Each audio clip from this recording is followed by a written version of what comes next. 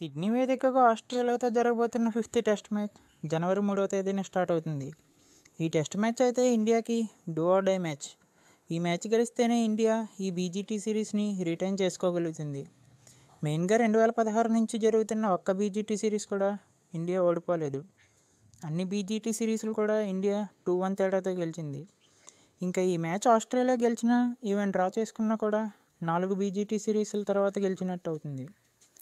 First pitch విషయానికి వస్తే ఇది batting friendly wicket. First 3 days అయితే బ్యాటింగ్కి బాగా అనుకూలిస్తుంది. ఈ పిచ్ బ్యాటింగ్కి అలానే బౌలింగ్కి కూడా బాగా అనుకూలిస్తుంది. 4th and 5th డేలో అయితే స్పిన్నర్స్ కూడా ప్లేలోకి వస్తారు. స్పిన్నర్స్కి కూడా పిచ్ నుంచి హెల్ప్ దొరుకుతుంది. ఇంకా ఈ గ్రౌండ్ స్టాట్స్ చూసుకుంటే ఈ గ్రౌండ్లో మొత్తం 112 మ్యాచ్లు జరిగితే బ్యాటింగ్ ఫస్ట్ చేసిన టీమ్స్ 47 మ్యాచ్లు గెలిచాయి. సెకండ్ బ్యాటింగ్ చేసిన టీమ్స్ 42 మ్యాచ్లు గెలిస్తే 23 మ్యాచ్లు డ్రాగా ముగిశాయి. ముందుగా మ్యాచ్ విషయానికి వస్తే ఇండియా మెల్బోర్న్ వేదికగా ఇప్పటి వరకు 13 టెస్ట్ మ్యాచ్లు ఆడితే అందులో 5 మ్యాచ్లు ఓడిపోగా 7 మ్యాచ్లు డ్రాగా ముగిశాయి. మన వాళ్ళు ఒక్క మ్యాచ్లో మాత్రమే విజయం సాధించారు.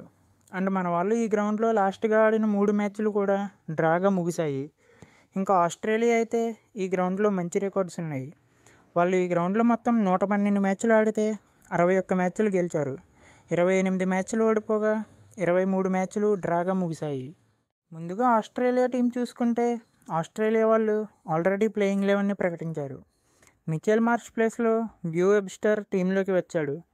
మిచెల్ మార్ష్ అయితే ఫామ్లో లేడు, సో తనని డ్రాప్ చేసి వెబ్స్టర్ని ప్లేయింగ్ 11లోకి తీసుకొచ్చారు. వెబ్స్టర్కి అయితే ఇది టెస్ట్ డెబ్యూ మ్యాచ్ అండ్ ఈ మ్యాచ్ ఒక pink test match. Glenn McGrath cancer foundation తరపున క్యాన్సర్ అవేర్నెస్ అండ్ ఫండ్స్ కోసం ఆస్ట్రేలియా వాళ్ళు పింక్ కలర్ జెర్సీతో ఈ మ్యాచ్ ఆడతారు.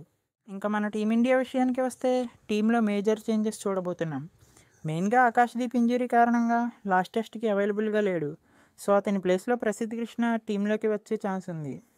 ఆకాశ్దీప్ అవైలబుల్గా ఉండడు అని కోచ్ గౌతమ్ గంభీర్ ఈరోజు జరిగిన ప్రెస్ మీట్లో చెప్పాడు. అండ్ ఇంకొక ఇంట్రెస్టింగ్ విషయం ఏంటంటే రోహిత్ లాస్ట్ టెస్ట్కి ఉంటాడా లేదా అని గంభీర్ని అడిగితే పిచ్ని బట్టి ప్లేయింగ్ 11 డిసైడ్ చేస్తామని చెప్పాడు. దీన్ని బట్టి చూసుకుంటే మ్యాక్సిమం రోహిత్ లాస్ట్ టెస్ట్కి ఉండకపోవచ్చు. ఒకవేళ ఇదే జరిగితే అతని ప్లేస్లో శుభ్మన్ గిల్ టీంలోకి వస్తాడు. ఒకవేళ రోహిత్ ఉండకపోతే బూమ్రానే మళ్ళీ కెప్టెన్సీ చేస్తాడు. ఇంకా మన వాళ్ళు మ్యాక్సిమం 2 స్పిన్నర్స్తోనే వెళ్తారు. సో మ్యాక్సిమం ఈ చేంజెస్ తప్ప ఇంకేమీ ఉండకపోవచ్చు. ఇంకా ఈ సిడ్నీ టెస్ట్కి ఇండియా ప్లేయింగ్ 11 చూసుకుంటే ఓపెనర్స్గా కేఎల్ రాహుల్, యశస్వి జైస్వాల్ కంటిన్యూ అవుతారు.